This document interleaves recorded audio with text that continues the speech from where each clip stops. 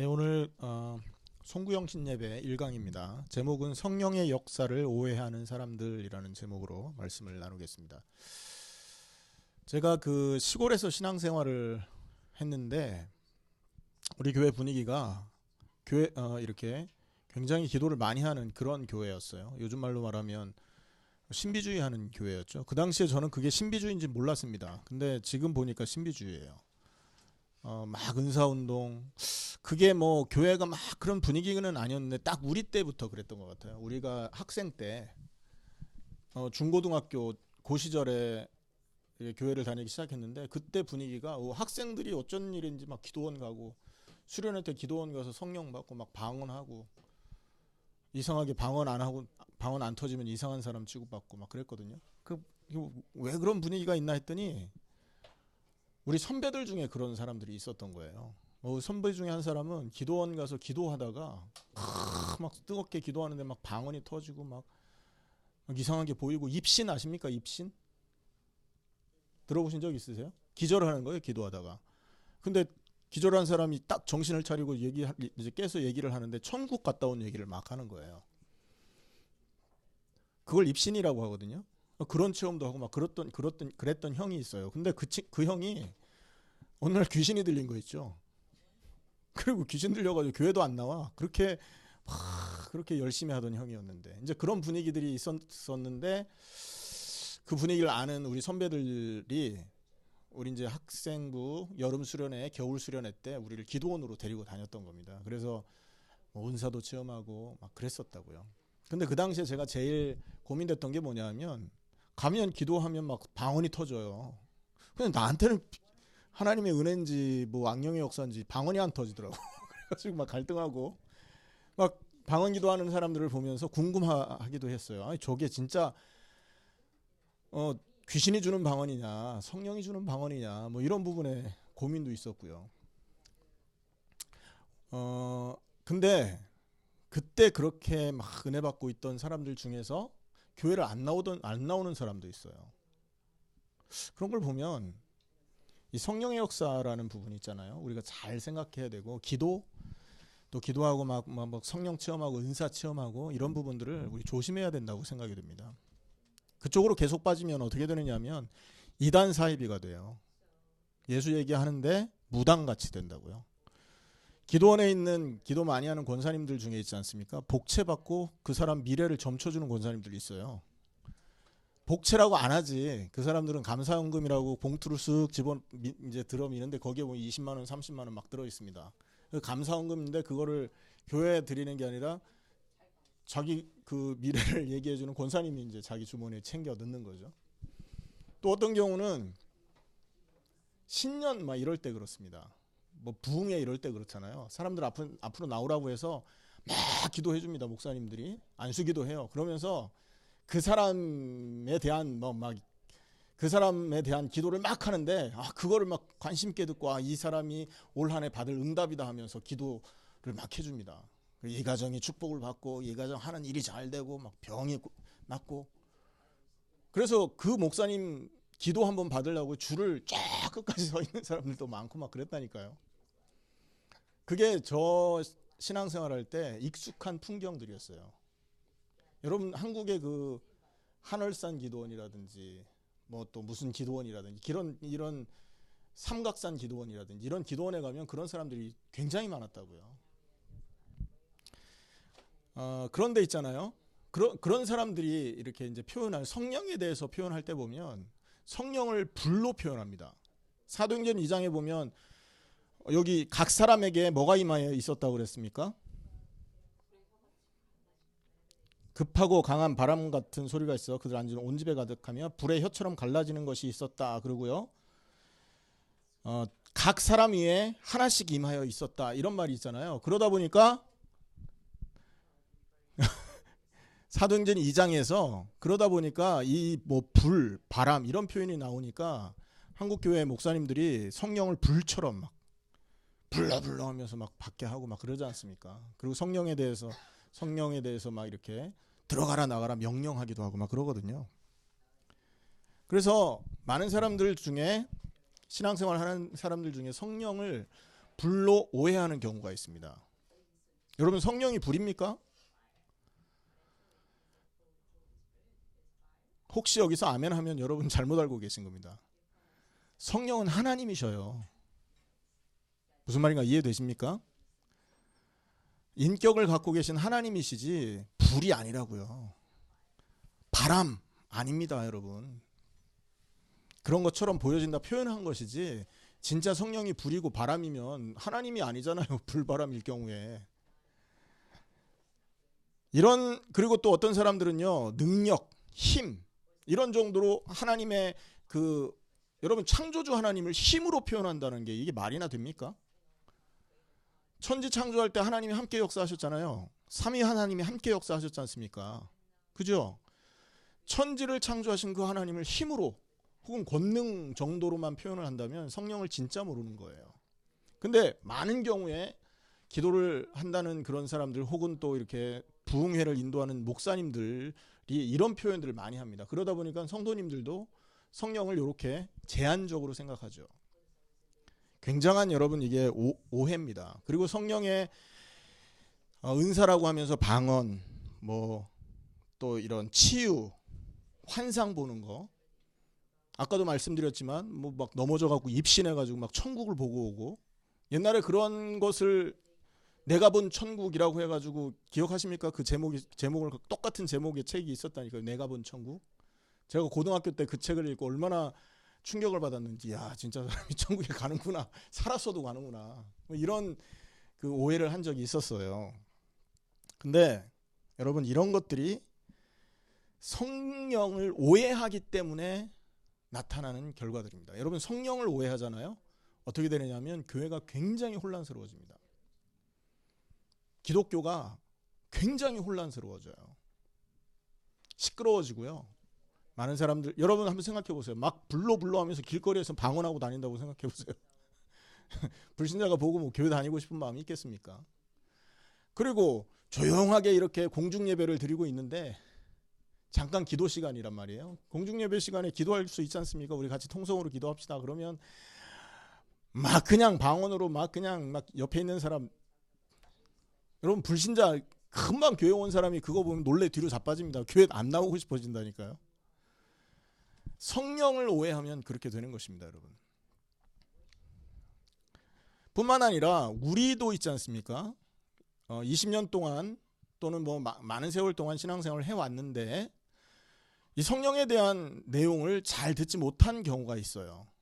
특히 어디냐면 이 사도행전 2장을 우리가 문자적으로 그대로 해석하는 그런 실수를 범했었다는 겁니다. 그래서 여러분 우리가 예전에 이 사도행전 2장을 읽으면서 그래도 복음을 회복했으니까 그 정도지, 안 그랬으면요 우리도 이렇게 믿었을 거예요. 막 불 받으려고 다니고 집회며 기도할 때 뜨거운 성령의 체험을 간구하고, 또 우리가 기도하면 성령이 그렇게 임해주기를 기다리고 기대하고. 여러분은 어떻게 생각합니까? 성령이 충만하게 됐다, 성령이 강하게 우리에게 역사했다, 그럼 어떤 현상이 일어날 것 같습니까? 대부분 사도행전 2장의 이 모습을 그대로 상상할 겁니다. 아, 나도 이런 축복 받고 성령이 이렇게 임해서 이 사람들처럼 막 방언 터지고 했으면 좋겠다, 이렇게 생각할 수 있잖아요. 여러분 잘못 오해하고 있는 것입니다. 그게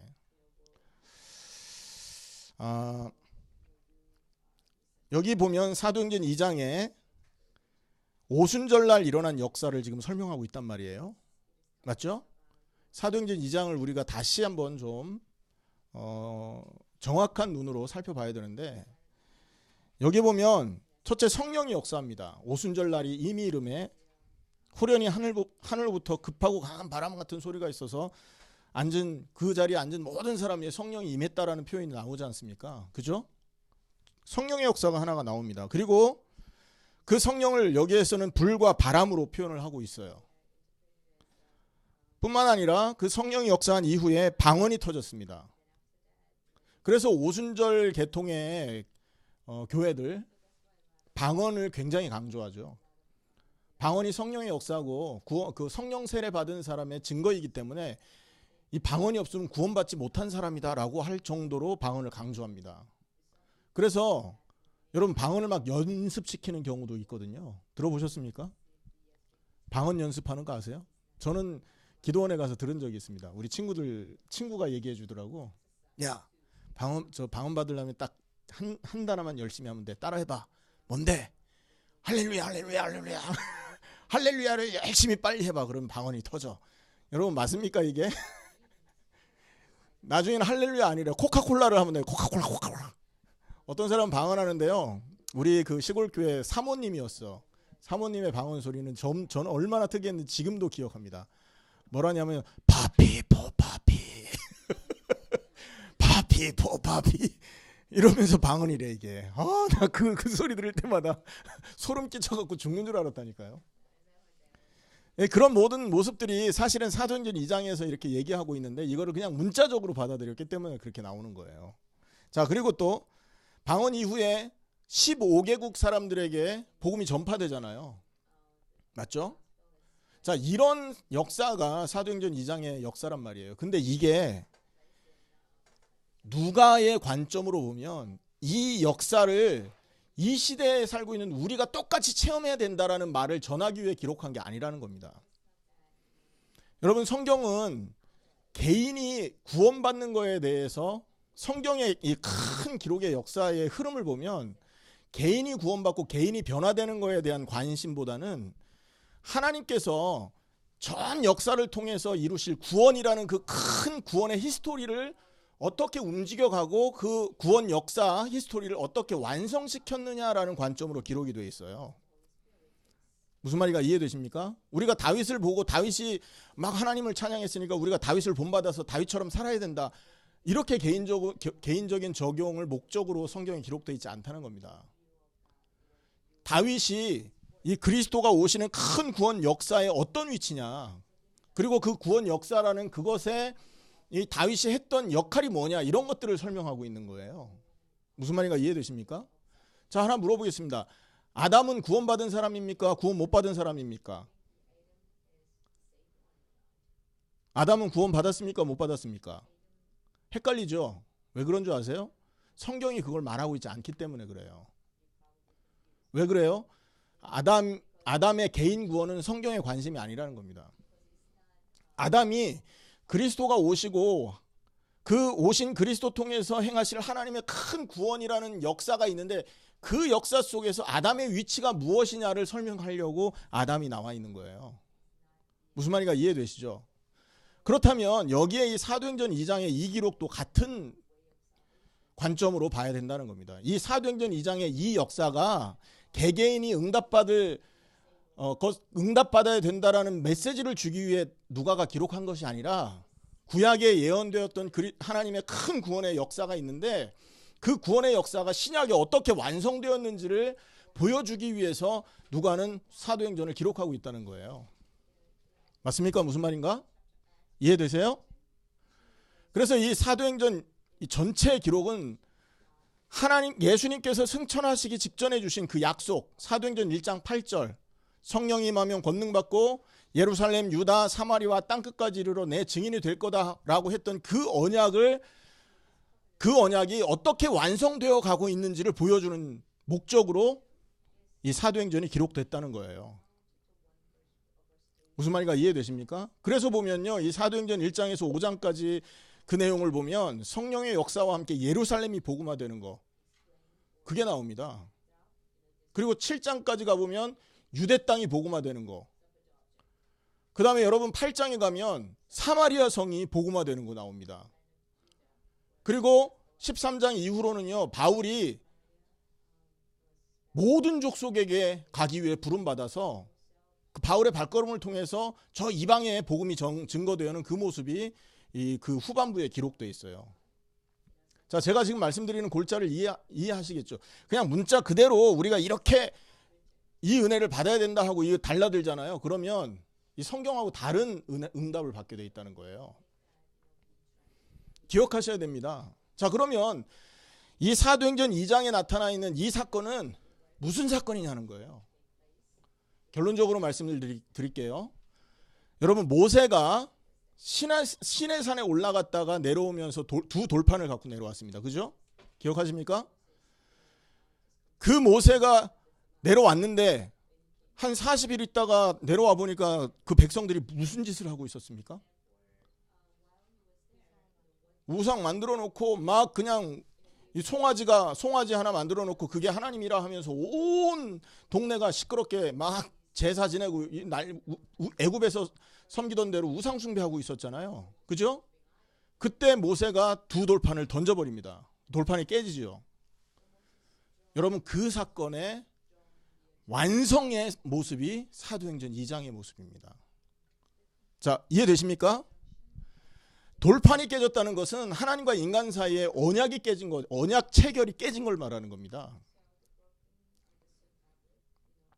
우리가 모세가 두 돌판을 갖고 내려왔을 때 보면 우리는 10계명 돌판이니까 1계명부터 4계명까지는 하나님에 대해서, 나머지 또 인간에 대해서 10계명까지. 그래서 한쪽에는 하나님에 대한 기록, 한쪽에는 인간에 대한 기록이 이렇게 10계명 두 돌판에 기록되어 있지 않겠나라는 생각을 하잖아요.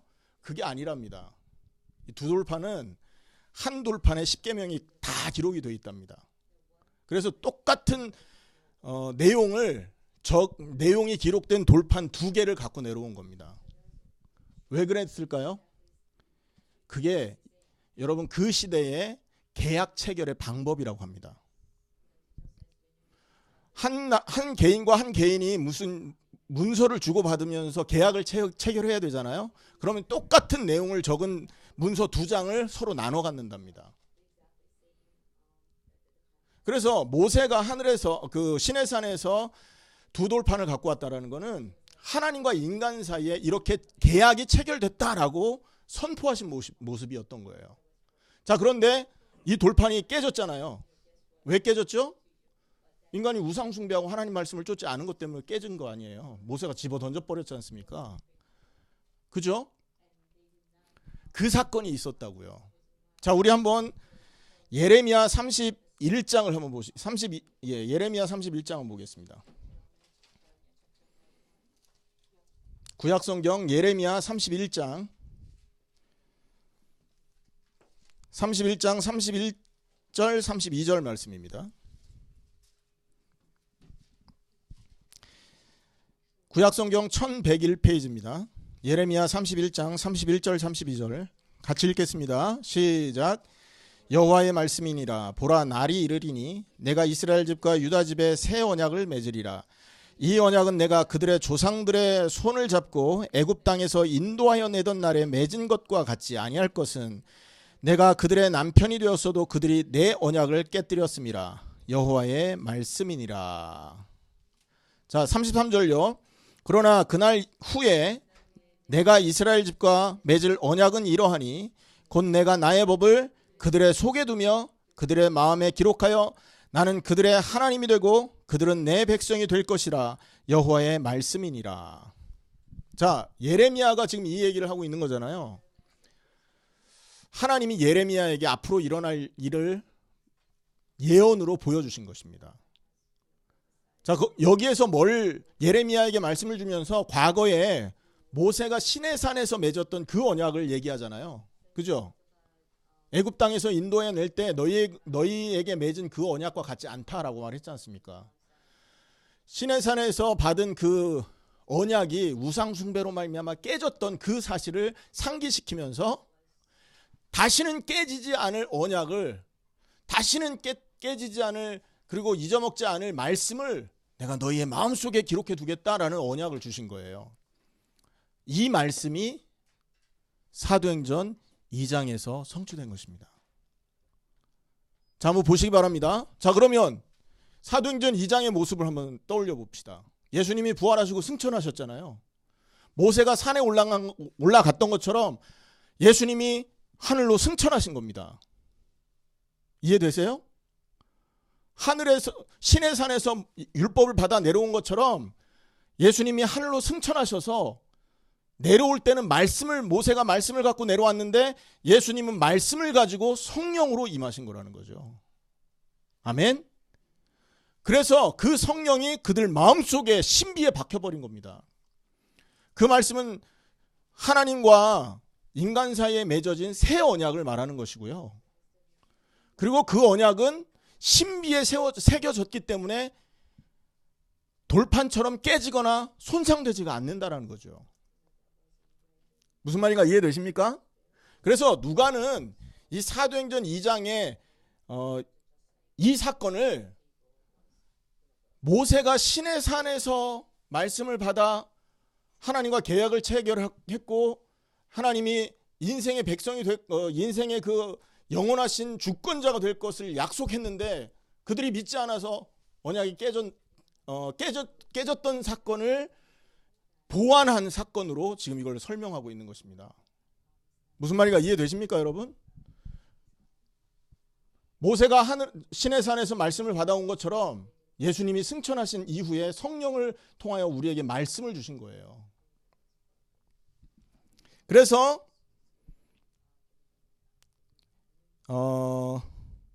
성령이 임했다 이 말은요, 하나님의 그 복음의 말씀이 우리 신비에 영원히 없어지지 않을 말씀으로 새겨졌다라는 걸 말하는 겁니다. 그리고 그 이후에 방언이 터지잖아요. 이 방언은요, 이스라엘 입장에서는 구약 예언을 보면 여러분 그 하나님을 거부한 이스라엘 백성이 하나님께 버림을 받고 그 결과 말씀을 알지 못하는, 너희가 말을 들어보지 못한 다른 나라 말을 하는 이방인에 의하여서 너희가 침략을 받고 어려움을 당할 거다라는 예언이 있단 말이죠. 무슨 말인가 이해되십니까? 이스라엘 입장에서는 여러분 지금 이 사건이 한마디로 말하면 이 방언이라는 게 거기 모인 이스라엘 사람을 위해 준 것이 아니라는 겁니다. 누구를 위해 준 겁니까? 온 열방을 향해서 하나님께서 그 마음에 그들을 구원할 하늘의 그 비밀을 방언을 통해서 알리고 있는 것입니다. 그러니까 이 방언은 이스라엘 사람을 위해서 임한 게 아니라 구약의 예언대로 이 복음이 온 땅에 증거될 것인데 그 말씀의 성취로서 임하고 있다라는 얘기를 하고 있는 것이죠. 여러분, 바벨탑 사건이 창세기 11장에 나온단 말이에요. 그죠?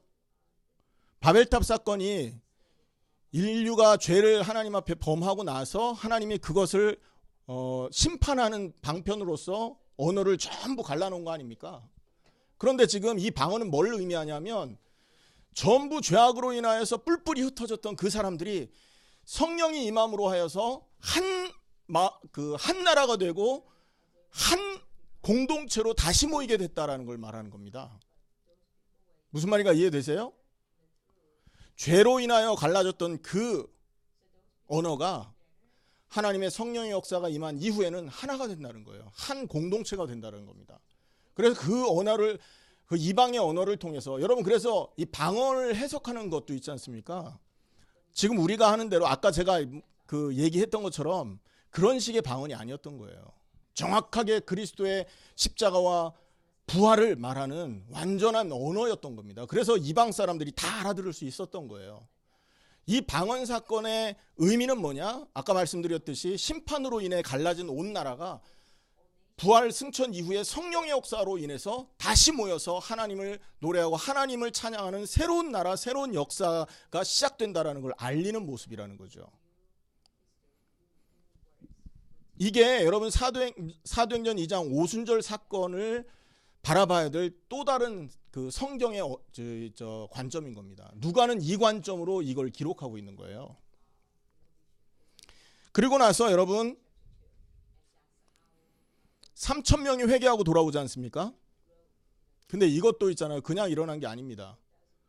3,000이 회개한 것을 우리는 옛날에 3,000 제자 찾아야 된다 하면서 막 기도하고 그랬지 않습니까? 근데 이게 상징적인 의미일 가능성도 있다는 겁니다. 무슨 말이냐? 여러분, 모세가 시내산에서 돌판을 가지고 내려와서 우상숭배하는 걸 보고 깨뜨리잖아요. 그때 모세가 무슨 일을 합니까? 하나님께 속한 자는 나와라 그랬단 말이에요. 그래서 레위 족속이 나옵니다. 그 레위 족속들에게 모세가 명령을 하죠. 네 형제, 자매, 친척 할 거 없이 하나님을 반대한 자들은 다 죽여라 그랬다고요. 그때 죽은 자 숫자가 몇 명인 줄 아십니까? 그때 3천이 죽습니다. 뭘 의미하는 겁니까? 구약 시대에는 하나님 앞에 범죄한 자들이 이렇게 죽음에 이르르고 심판에 이르렀단 말이에요. 그런데 지금 사도행전 2장의 오순절 사건은 뭘 보여주고 있냐? 예수 그리스도를 통해 우리에게 전달된 이 복음, 그 복음 안에서 성령의 역사로 새로 태어난 하나님의 사람들은 다시 죽지 않고 살아남을 의미하는 거예요. 삼천 제자가 살아난 거 아닙니까? 구약의 예언과는 구약의 사건과는 완전 다른 얘기를 하고 있단 말이죠. 그래서 그 사도행전 2장의 오순절 사건은 단순하게 막 성령이 임했다, 그래서 우리도 성령을 받아야 된다, 그거를 설명하고 있는 내용이 아니라는 거예요. 여러분, 성령의 역사는 성령의 세례, 여기서는 성령의 세례를 지금 말하고 있는 거잖아요. 몇 날이 못돼 성령으로 세례 받을 거다, 예수님이 말씀했고 그 말씀대로 성령 세례가 지금 임한 거 아닙니까? 이 사건은 단회적인 사건이라는 겁니다.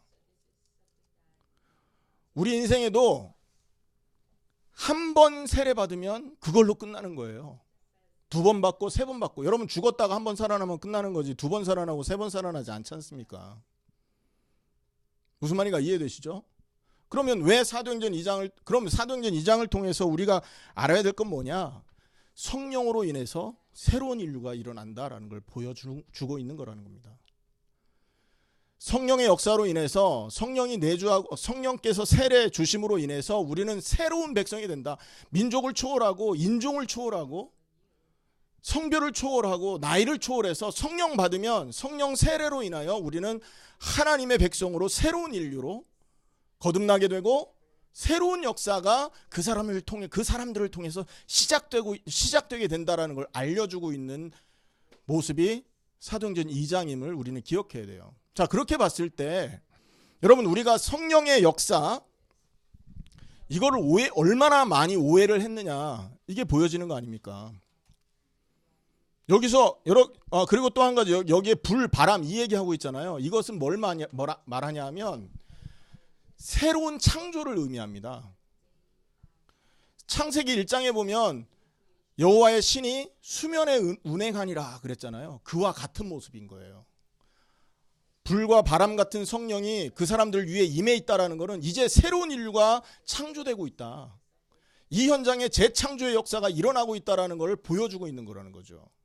이거는 다시 말하면 그리스도 예수의 십자가와 부활로 거듭난 하나님의 백성들이 성령의 세례와 함께 새로운 백성이 되고 새로운 인류가 되고, 과거에 나 자신을 위해 살던 모든 옛사람이 없어지고 이제 주와 복음을 위한 영광을 쫓는 그런 사람들로 새롭게 태어나게 된다라는 것을 기록하고 있고, 누가는 이 사건을 이 큰 구원 역사 속에서 새로운 인류의 탄생을 알리는 그런 어떤 재료로 이 사도행전 2장을 활용했다는 거예요. 그래서 우리가 2020년에 새롭게 성령의 역사와 성령의 은혜를 향해서 나아가야 될 거 아닙니까? 그래요, 안 그래요? 우리가 그동안에 5년 넘게 예수는 그리스도, 여러분 20년 넘게 예수는 그리스도다, 그리스도 아는 자가 쓰임 받는다 이러면서 쫓아왔습니다. 그러나 하나님이 은혜 주셔서 5년 전부터 아니다, 예수를 그리스도 알아서 역사 일어나는 게 아니라 예수를 그리스도로 믿는 믿음이 있어야 된다라는 얘기를 하게 됐지 않습니까? 맞죠? 여기서 우리는 한 걸음 더 들어왔습니다. 하나님의 은혜로. 뭐요? 예수를 그리스도로 믿는 믿음이 뭐냐? 뭐죠? 십자가와 함께 죽고 그분과 함께 살아나는 걸 의미한 것이다. 그래서 우리가 예수를 영접한다라는 것은 십자가에 내가 함께 예수님과 함께 죽었음을 영접하는 것이다, 그 말을 하고 있었잖아요. 특별히 올 한 해 하나님이 그 은혜를 주셔서 우리가 그 말씀 앞에 더 깊이 들어왔었다고요. 맞죠? 그런데 2020년에 그러면 우리가 고민해야 될 부분은 뭐냐? 왜 이 삶이 내 인생 속에 나타나지 않느냐라는 그 고민에 대한 해답을 2020년에는 얻어야 되고, 그리고 성령의 역사로 이제 지식에 머물러 있던 이 복음과 십자가와 부활이라는 이 복음이 이제 실제 나의 삶 속에 응답으로 나타날 수 있어야 된다라는 겁니다. 맞습니까? 그러려면 사도행전 2장에서 출발된 성령에 대한 오해를 풀고 실제적인 성령의 역사를 여러분 우리가 체험할 수 있는 도전을 해야 된다는 겁니다. 여러분 사도행전 2장의 이 역사가 사실은 초대교회 시대에 끝나버린 사건이기 때문에 우리에게 일어나는 이런 어떤 잘못된 성령의 역사, 이걸 계속 간구하고 바라게 된다면, 성경이 말하지 않은 성령의 역사를 계속 바라고 간구하게 된다면 우리는 여러분 소금물 마시는 것과 같이 더 갈급한 사람이 될 수밖에 없는 거예요. 바른 해답이 아니기 때문에. 그래서 2020년에는 그러면 이 사도행전 2장에 나와 있는 이 성경 그 누가가 보여주고자 하는 그 내용을 우리가 바로 이해함으로, 그럼 어떤 성령의 역사, 어떠한 그 하나님의 은혜를 체험하는데 우리가 이 도전을 해야 되느냐, 이 부분을 우리가 정리해야 된다는 거죠. 무슨 말인가 이해되십니까? 그래서 2020년에 우리는 새로운 성령의 역사와 그 성령의 역사를 통한 새로운 응답의 발걸음을 내디뎌야 하는데, 첫째는 뭐냐? 여러분 성령이 하시는 그 역사의 목적을 제대로 알아야 됩니다. 성령이 왜 우리에게 역사하느냐? 여러분 불로 막 뭐를 태우고 우리의 병을 고치고 막 우리를 입신하게 만들고 육신적인 어떤 응답을 가져다 주기 위해 성령이 역사하는 분이 아니라는 겁니다. 오늘 사도행전 2장이 말했던 것처럼 여러분 이 역사를 통해서 여러분 성령은 뭘 알리고 있냐? 우리의 신비에 하나님의 말씀이 심겨져 있다는 걸 가르쳐주고 있는 거예요. 요한복음 14장과 15장의 말씀에 보면 여러분 이 성령은요 그리스도를 증거하는 영이라고 합니다. 은사 체험이 목적이 아니라 성령은 뭐냐? 하나님의 복음, 그리스도의 복음을 완전케 하는 데 있다라는 거예요. 그래서 여러분 진짜 사도행전의 역사가 우리 인생 가운데 벌어진다면 2020년에는 어떤 사람이 되는 줄 아십니까? 그리스도면 만족하구나. 그리스도면 내 인생에 최고의 행복이 주어져 있는 상태구나. 그리스도 아니면 나는 더 이상 살 수 없는 존재구나. 그리스도 떠나서는 나는 살 수 없는 존재구나. 이게 깨달아지게 돼 있다는 거예요. 고린도전서 2장 말씀처럼요. 여러분 성령은 하나님의 깊은 것을 통달하게 하는 것이고 하나님이 우리에게 은사로 주신 것을 깨닫게 하는 영이지 않습니까? 성경이 말하는 가장 큰 은사가 뭔지 아십니까 여러분? 성경이 말하는 가장 큰 은사, 우리 한번 로마서 6장을 한번 보겠습니다.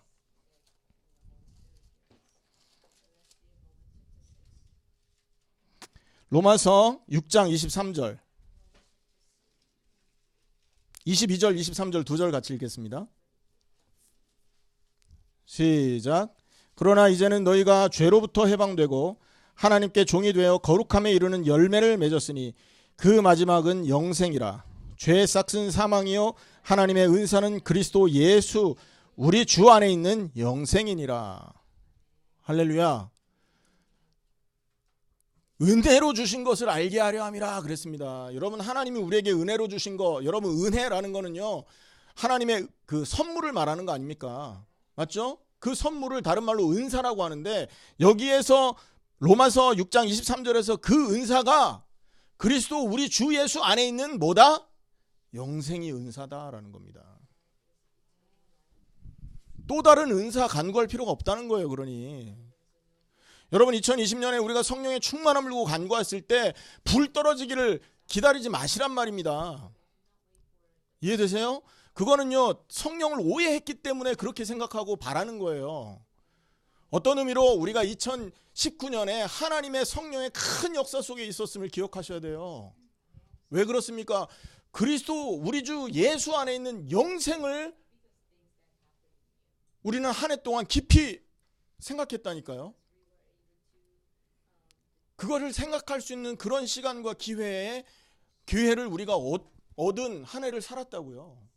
자, 그럼 이제 2020년에는 그 은사가 그리스도 예수로 말미암아서 십자가와 부활이라는 그 축복으로 말미암아서 우리에게 지금 여러분 와 있는데, 그것이 우리 인생의 최고의 행복이며 그것이 우리 인생의 최고의 가치가 됨을 여러분 깨닫는 그런 한 해가 될 수 있도록 기도하셔야 된다는 거예요. 왜냐? 그게 성령의 일입니다. 그게 성령의 역사인 겁니다. 여러분, 성령이 역사하지 않으면 우리가 복음을 깨달을 수 있습니까? 없습니까? 못 깨달아요. 그 은혜로 인하여 믿음으로 말미암아 구원 얻었다 그랬어요. 하나님의 은혜가 믿음이라는 걸로 주어진 겁니다. 맞습니까? 고린도전서 12장 3절에는 누구든지 성령이 아니고는 예수를 주라 시인할 수 없다 그랬습니다. 여러분, 그리고 성령의 세례라는 그 말도 성령으로 죽고 성령으로 살아나는 걸 말한다고 했지 않습니까? 우리가 십자가에 죽고 여러분 예수님과 함께 부활에 동참한다? 암만 해보세요. 성령이 역사 안 하면 그 응답을 받지 못한다는 거죠. 하지만 성령이 역사했다면 우리는 어떤 상태로 바뀌는 줄 아십니까? 내가 십자가에 죽었구나. 이게 믿어진다는 거예요. 아멘? 실제로 믿어진다는 겁니다. 여러분, 이거 왜 안 믿어지지? 알기는 아는데 왜 나는 이렇게 안 되지? 고민 끝난 거예요. 언제? 성령이 역사할 때. 아직도 그런 고민 속에 있다면 여러분 이번 2020년 동안에 성령의 역사를 두고 간구하시기를 축원합니다. 자, 오늘 결론적으로 말씀을 마치겠습니다. 자, 생각해 보세요. 모든 성령에 대한 오해가 사도행전 2장을 잘못 해석하는 데서 출발한다는 겁니다. 지금도 방언을 이상하게 하면서 이게 성령이 주신 방언이다 하는데, 여러분 그게 진짜 방언인지 아닌지는 한 가지만 보면 알아요. 뭔지 아세요? 그리스도를, 그 방언을 통하여 그리스도를 깊이 알아가고 있느냐 그렇지 않느냐, 그거 보면 압니다. 여러분 막 은사 집회 같은 데 가서 사람이 병을 고침받고 치유를 받았다고 생각해 봅시다. 그러면 그게 성령의 역사인지 아닌지 어떻게 구분합니까? 뉴에이지도 병 고치잖아요. 여러분 저 무당들도 병 고치지 않습니까? 그러면 교회에서 병을 고치는 그 신유 역사가 과연 성령의 역사인지 귀신의 역사인지 구분하는 그 틀이 뭐냐는 겁니다. 한 가지예요. 병 고침을 받은 그 사람이 그리스도의 십자가와 부활의 은혜를 깊이 붙들고 그 은혜로 깊이 감격하고 있냐 아니냐, 그게 기준인 겁니다. 근데 요즘 여러분 은사 집회 가보세요. 그리스도 한마디도 안 합니다. 예수 얘기 한마디도 안 해요. 그게 무슨 성령의 역사입니까? 그럼 성령의 역사 아니면 그 역사는 무슨 역사예요? 분별하셔야 됩니다, 여러분. 잘못하면 교회 간판 걸어놓고 귀신 역사 따라다니는 사람이 될 수 있다고요. 잘못하면 예수 이름으로 여러분 귀신의 영을 전달하는 사람들이 될 수 있다니까요. 그렇게 됐을 경우에 여러분 마태복음 7장에 나는 너를 도무지 알지 못한다, 불법을 행하는 자야 나에게 떠나가라 하신 그 대상의 주인공이 될 수 있다는 거죠. 잘못하면 그렇게 되는 겁니다. 여러분 우리가 2020년에 이 성령의 역사에 대한 오해를 푸시고 정말 예수 그리스도의 십자가와 부활, 그리고 그 십자가와 부활을 증거하는 성령으로 충만한 사람이 돼야 되겠구나, 여기에 목표를 가지고 기도하시는 여러분 되기를 축원합니다. 우리가 정말로 성령이 충만하게 되면 어떻게 되느냐, 야 그리스도의 십자가로 끝났구나, 답이 나오는 겁니다. 내가 쫓아다니던, 내가 추구하던 모든 인생의 목표가 전부 썩어질 것들이었고 냄새나는 배설물이었구나, 이게 깨달아진다는 거죠. 여러분 그러면 그게 발견되면 그 사람은 무엇을 향해서 쫓아가겠습니까? 이제 썩어질 거, 냄새 나는 거, 여러분 그 화장실 그 저기 밑바닥에서 끌어 나오는 그것을 향해서 쫓아가겠습니까? 아니면 하늘의 그 위의 것을 향해서 보좌에 계신 하나님의 그 큰 은혜를 향해서 쫓아가는 인생을 살겠습니까? 기억하십시오. 혹시 올 한 해 여러분이 교회 다니는 것 때문에 고민을 했다. 혹은 예수 믿는 것 때문에 갈등을 했다. 뭔가 은혜가 안 돼서 막 마음에 갈급함과 막 이런 어떤 갈등들이 있었다. 딱 뭐다? 성령 충만함을, 성령의 역사를 체험하지 못했기 때문에 생긴 결과들이다라는 거예요. 여러분 가장 좋은 교회가 어떤 교회입니까? 예수 얘기하는 교회라니까요. 하나님의 상급이 있는 교회가 어떤 교회입니까? 그리스도 예수의 십자가와 부활을 나의 가장 큰 행복으로 알고 그것을 그 안에 있는 기쁨과 은혜와 영광을 쫓아 날마다 예배하고 날마다 하나님을 찬양하는 그 사람이 하나님 앞에 상급받을 사람들인 거 아닙니까? 성령 충만을 못 받았다면 우리의 삶 속에 그 성령 충만이 없었던 증거들이 2019년에 가득 있었다면 이제 2020년에는 성령의 역사를 간구하기를 축원합니다. 그래서 십자가와 부활의 그리스도의 그 은혜 속에 깊이 잠기시고 십자가와 부활 아니면 내 인생에 그 어떤 것도 가치가 없다라는 것이 깨달아질 수 있는, 그래서 그 은혜가 여러분 인생 속에 충만하게 회복될 수 있는 그런 한 해가 될 수 있도록 예수님께서 여러분의 인생을 축복하시기 원합니다. 기도하겠습니다. 하나님 감사합니다.